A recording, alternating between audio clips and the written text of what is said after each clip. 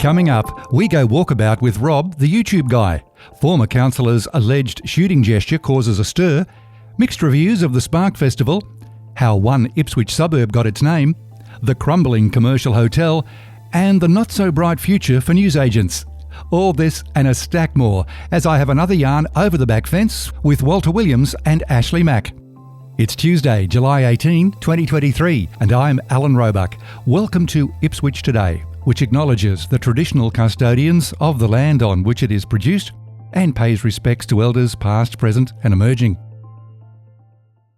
This podcast is supported by Kinetics, people-powered web hosting trusted by Australian businesses since 1999. Ashleigh Mack was born in Ipswich and growing up in Ebbw didn't affect him very much at all. He was the first voice on QFM in 1990, still a media tart and owns a great coffee shop at St Andrews. And Walter Williams has called Ipswich home for 32 years. You'll know his voice on many TV and radio ads. Previously heard doing his own show on QFM, 4BH, Star FM, River and 4BC. It's a great roll call of radio stations. But I'm only saying hello to Ash. Hi, Ash. Mate, we've lost Walter, I think. Well, we've lost him just for the minute because we're going to record the show in two parts this time round. And Walter's done what our guest specialises in, and that's he's gone walkabout for the moment, and he'll join the show shortly. So let's get to our guest on the phone this month. At the suggestion of you, Ash, we have Rob Braden from the Walkabout with Rob YouTube channel. Welcome, Rob. G'day. Great to have you on the show. Thank you. Rob, I'm a great YouTube watcher, and I don't know what in the algorithm brought it up, but your Walkabout show on Ipswich came up. Now, I'm born and bred in this town, and I learnt stuff. Mm-hmm. Yeah. Mate, that was very well put together. Well, thank you. I'll also start by making this comment, Rob. You say on the channel the documentary covers the period from 1827 with the establishment of the convict lime kilns to 1904 when Ipswich was declared a city. There's obviously a big Indigenous history before that. But I want to ask, what came first, getting fit or making the videos? I think they went hand in hand. And so how did you stumble across the video idea? I was going overseas a few years ago and I wanted to share my adventures with family and friends. And I thought, okay, I'll make some videos, make a YouTube channel, get a few videos happening, and then people could watch what I'm doing. And then COVID hit, so I put the plans on hold for a while. And while our borders were closed, I thought, well, I'll do local content because that's all really we could do.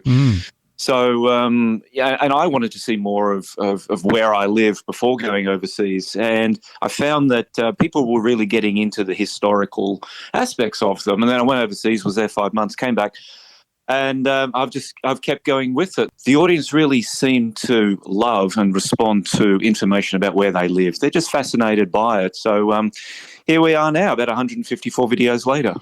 That's amazing because some of the angles you attack are amazing. Like I think one of Windsor had something to do with erotic art, which I thought was pretty impressive. And you don't find too much of that around Ipswich. But who does your research? Do you do it yourself? Do everything by research. I come up with the idea, I research it, I shoot it, edit it, the whole lot, whole kit and caboodle. Classic one-man show. It is a classic one-man show. I think why you've struck a chord, Rob, is those super local walks where you're only covering a few square kilometres and then you dig down to those bits of trivia, as Ash said, that even long-term locals don't know. Yeah, that's right. There's so many stories to be uncovered, and it doesn't matter where you live, whether it's a new suburb or an old town. The more you start looking and you scratch under the surface, you find these incredible stories and people and events and that have bigger connections to the outside world. And I think people love that because they go, oh, my God, I had no idea. 25 years I lived here, never knew that. So it's just a matter of knowing where to look and, presenting it in a fun and entertaining way. I don't like to get too deep and dark and heavy. It's, keep it moving, keep it fun. Yeah. Even include the sneezes. It's a warts and all production. Now, I do have a couple of questions that Walter, our colleague, did mail in. And some of those questions include, what's been your most beautiful destination? Here in southeast Queensland? Most beautiful. Oh, my God, now you. I would have to say, in all honesty, Woodridge. I was about to say, I won't be a smart ass, but I was going to say, was it Woodridge? It was Woodridge. Woodridge is a surprise at every turn, and it's okay. You know, it's beautiful in the way that the people are. It's beautiful in the way that the history is on the surface there. There's so much to be found there. I was bowled over when I was walking around there. I thought, this is incredible. Something amazing and fascinating at every turn. And the colour and the markets there and the food and, oh, my goodness, what an eye-opener. Rob, I haven't seen that one yet, but did you cover the period when it was established basically as a housing commission suburb? Yeah, that's in it. Yeah, unlike the Ipswich video, I did go right through into the 20th and 21st centuries with Woodridge, and just the numbers, the stats on the social housing there. Yeah, incredible. Yeah. Another question. I was going to say, it sounds like we could deserve a second edition going on from 1904 to present. What do you think? Yeah, definitely. It was when I was researching the Ipswich video, I thought there's such a huge story to tell. I would do it in justice by trying to cover everything in 20 minutes. So, there'll be an Ipswich part 2 where I'll go from 1904 to 2023. That is excellent. Be sure to let us know, Rob, and we'll give it a good plug on the show. Now, I've got another question from Walter. When you're taking a snapshot for Instagram, what are you looking for in those pictures? My particular style is I'm looking for texture and colour. So Walter's seen my Instagram account, has he? It sounds like it. Yeah. It sounds like it. Okay, yeah. There's I'm fascinated by pattern and design when you get close up to something rather than big landscapes and mountains, to find that the texture and the colour and the geometry of the mundane in life. That's really what I go for, and that seems to be the style that I've got. I'm over the moon that he likes my account. Nobody ever talks about that. That was the first thing I was doing. We stalk everybody. That's well, you've made it if you've got stalkers. Now, Rob, what are you working on currently that hasn't hit YouTube yet? I'm currently finishing the research on a video about Bow Desert. That's got a great history too. I like the fact that they had the trains there at one stage. What did it have? Meatworks? Oh, it still has. Well, they had the trains. They had the tramway. Butter factory. Yeah. There's the old. It's called Ilbogan Lagoon, which is supposed to have a bunyip in it. Yeah, I'm going to this one cold. I really didn't know anything about Bow Desert, so I've done a little bit of shooting there, but I'm going back next weekend to finish it off. But great town and many, many stories to tell. I think this is going to be a good one. Now, just a technical question from me. When you're walking around the street, are you using like a selfie stick? Is that how you're doing it, or a proper camera or phone? It's all of the above. Right. My main camera is a DJI Osmo Action sports camera. Nice. Little tiny thing on a selfie stick. Yeah. But the good thing about it is if it rains or I drop it, it's not going to break. I also use a DSLR just for some really beautiful shots, like if there's some nice woodland or a beautiful old church, I want to get to the detail to that. And then otherwise I just use my phone. If I want to zoom in on something, it's handy. The picture quality on phones unbeatable for this kind of thing. So I'm looking to upgrade soon on the main action camera, the main vlogging camera. So seeing what's out there. And what strange comments have people made to you as you're walking down the street talking to yourself? Unfortunately, none. I just get a lot of cars tooting and everyone yells out, "Walkabout!" And it's like, oh, hi. No one ever says, "Hey, Rob." They go, "Hey, Walkabout." So I have to change it by deed poll, I think, my name. That's good. Ash, any other questions for Rob? I was just thinking to myself, this guy's going to become the Casey Neistat of Australia. I am aiming high. I would prefer to be the Michael Palin of Australia travel. Isn't he a bit old? Go there.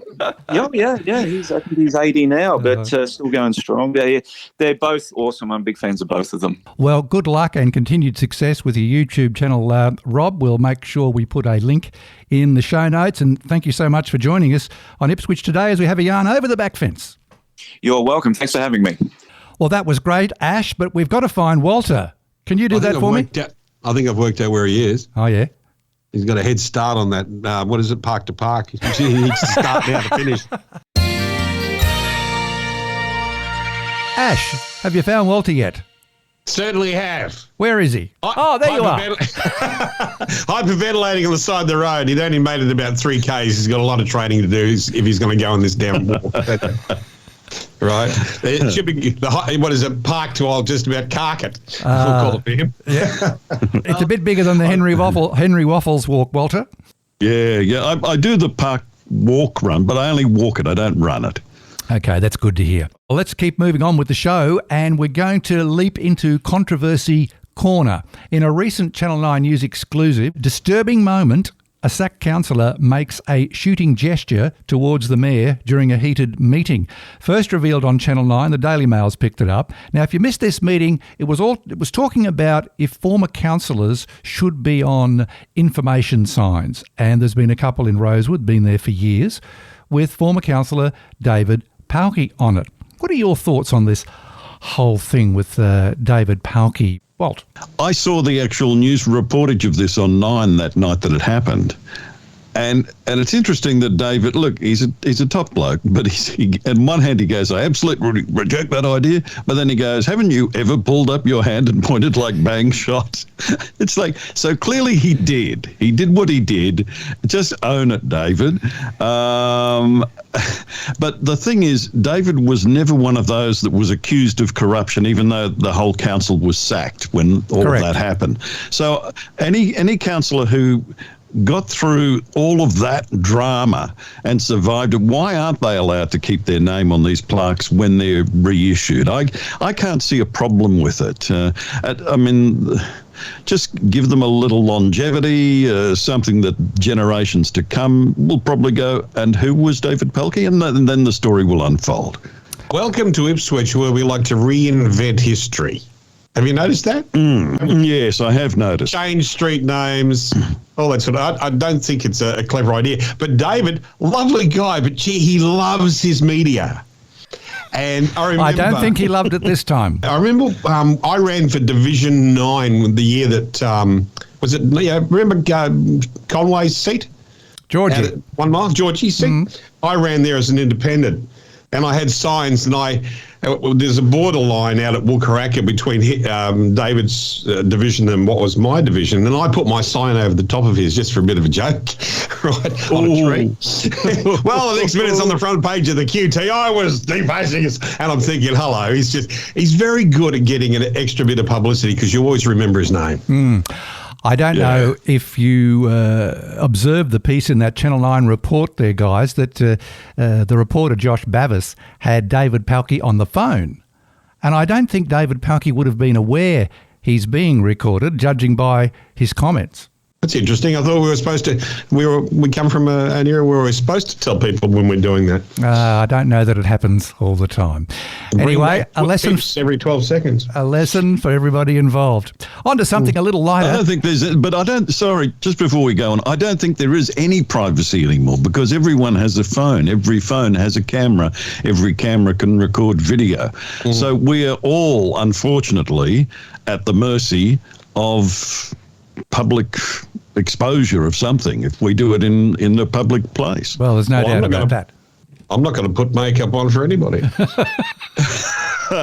Okay, now to something lighter. This year's Spark Festival, which wrapped up on the weekend just gone. What did we think? I think the move to having all the lights on the buildings in Brisbane Street, both on that the old Commonwealth Bank building and St Paul's, I think that has worked. What do you think, guys? How good did it look? It looked fantastic, and it translated into photographs when it was spread across Facebook. It turned into one of the best ads for Spark ever. Yeah, and it looked as though there were a decent amount of people in attendance each night, because I hear that it's not a cheap exercise. So we need people there to look at it. Walt? Look, I did go down a couple of nights. I was there on Sunday night and Tuesday night, and the crowds weren't huge. I was very disappointed compared to previous Spark After Dark occasions when that was held at St Mary's, the park opposite at St Mary's there. Yeah, and that used to go off like the proverbial, and had big crowds. It had food trucks. It had everything. Whereas I saw a number of retailers who have eateries didn't take advantage of it for whatever reason. I was able to get Indian food at Methal's on one night, and some dumplings the next night from the dumpling shop. But the majority, even the Rusty Nail wasn't open on one occasion. So I think the retailers, if they want it to happen in the retail precinct, have got to take full advantage of this. One of the problems with that, Walter, though, is just the risk. Like if you do the sums on what it costs to open up, especially after hours like that, I know. Those, like I know, we run a 7-day-a-week business, and the penalties are pretty expensive. You start trying to work out whether you're going to make $1. That's the hard part. You know, I get that, but you can't at the same point say we don't want it over at St Mary's Park. We want it in the centre of town because that's where our businesses are. We don't want to give money to people with food trucks. We want to have it in. Then you've got to come up with the goods. You've got to back up your talk. Yeah, good point. Good point. So what you're saying is the crowds didn't appear to be that good. We'll have to wait and see what the council issues officially. Yeah, official figures will probably be anything different to what I've seen. And I stayed up there for a while. Yeah. But the other thing was the atmosphere wasn't there. That we need music. We need something playing. There was no soundtrack and every event like this needs a soundtrack. I just think there are things we could do to make this better for 2024. Local Ipswich News has been reporting the commercial hotel in Ellenborough Street, talking of the park opposite St Mary's, that backs onto it as well. That's Timothy Maloney Park. Now, it's closed and falling down. Have you ever stepped inside the old commercial hotel? Never been there.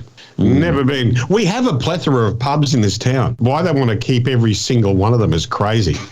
Right, like that damn thing's an eyesore as far as I'm concerned. They did it. Like the paint's been peeling on that since they built the tower beside it. Yeah, and it was a boarding house there for a long time, and I've always thought that was a rather courageous thing to do, to stay in there. But I know some people didn't have a choice for accommodation.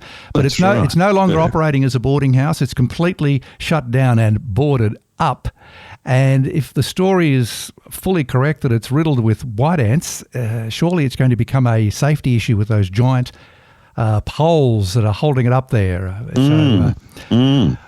either going to be a fire sale or a fall sale. Yeah. Well, the bloke Norm who bought it, he paid under $400,000 back in 2002 for it. And his problem now is that they've downgraded the zoning from high density to whatever. I'm familiar with this. Yes. And it means that your property then becomes pretty much worthless. So I can't see why they can't reinstate the zoning when you have right next door, as we just talked about, the Oaks Apartments in the same zone, and they've been zoned to go ahead and be built as they are. So why can't this guy get his zoning reinstated, tear the damn thing down, and then we put up another set of apartments there? With the appropriate level of clearance underneath, so floodwaters don't affect the operation of the building. Good point, The same Walt. as they have at Oaks. Yep. Now, we were joking. It feels unfair that what they're doing to Norm when they've got a chance to change the zoning. It's very simple, and it doesn't take. It's the stroke of a pen. We were joking before, Walter, that you're out getting a head start for the Park to Park on July 30. It's looking like it'll be another huge event. It's developed into one of the most popular family events in the city over recent years. And you walk it? I just refuse to wear pink. I walk the park. I walk the Park to Park, yeah. Why don't you But wear I'm not going pink? to run It it. matches your eyes. Some mornings it's true, but it's a good walk. It's a very healthy walk for the lungs, but no, the knees are well past the running days. That's well behind me now. But it is a fun-filled day, so get behind this one, and raising some vital funds for local medical research initiatives too. Yes, with the Ipswich Hospital Foundation. I just want to stop right here and make a quick congratulations to Ipswich's Gavin Turner for making it through 5 episodes. What a top effort of the Great Australian Bake Off. Well done, Gav. As far as I'm concerned, You're the winner, buddy. Let's hear it for Gav Turner. Oh, very good. That's really the icing on the cake, isn't it? It is.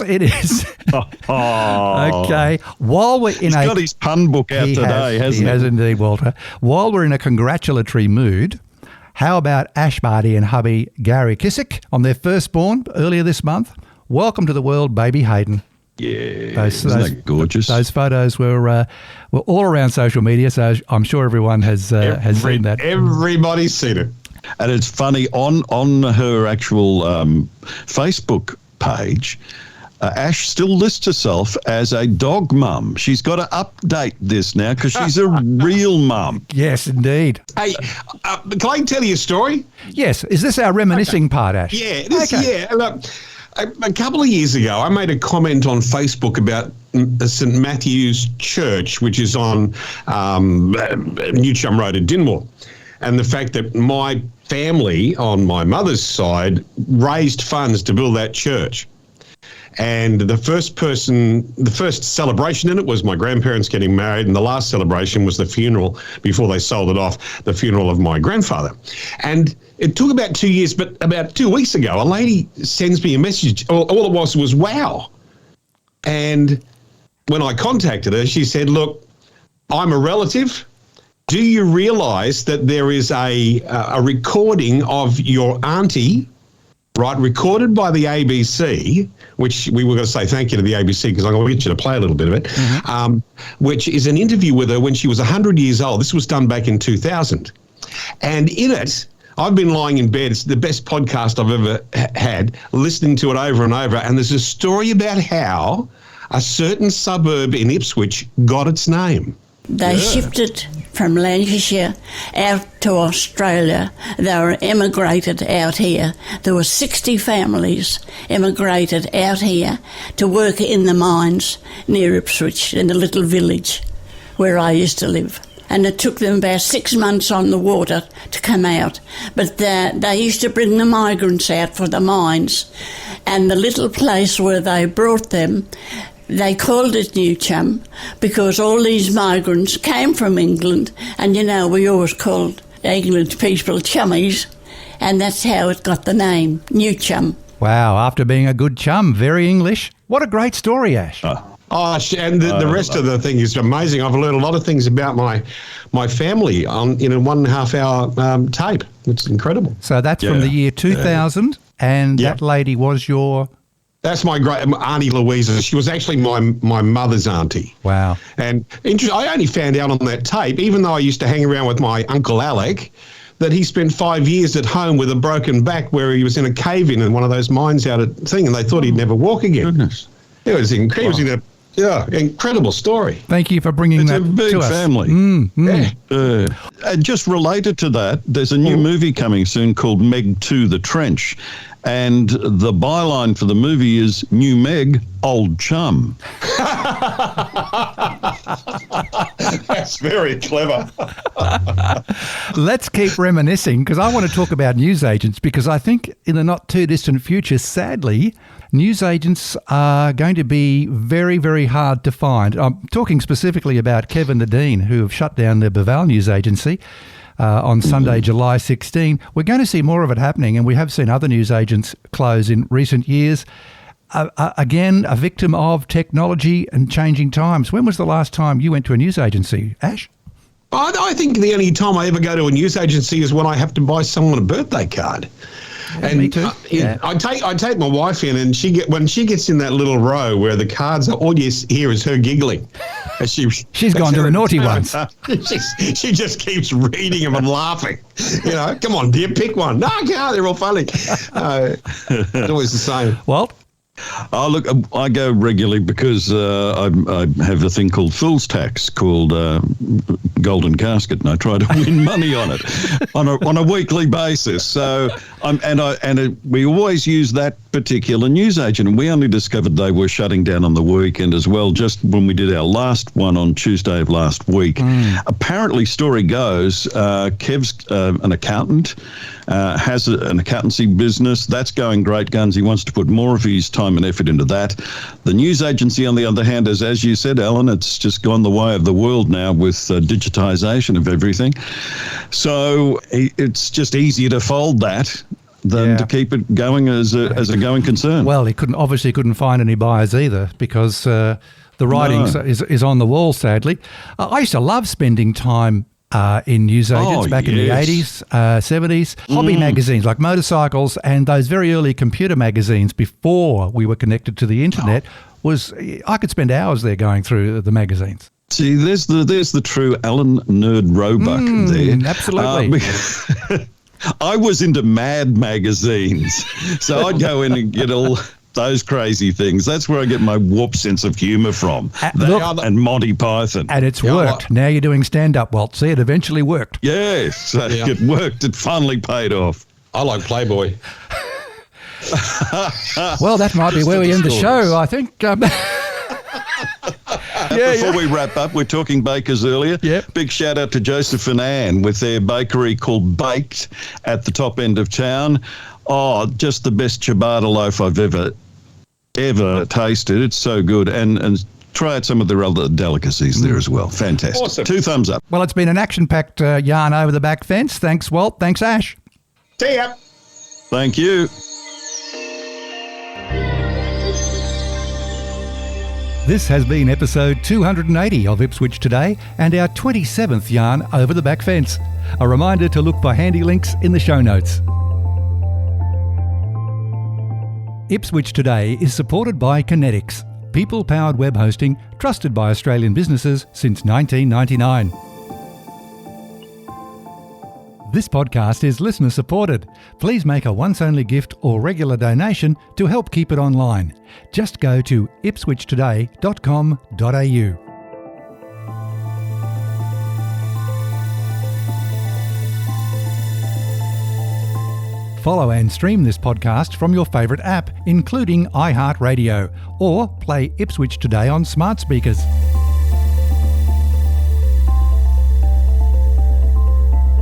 Music is supplied by Purple Planet Music.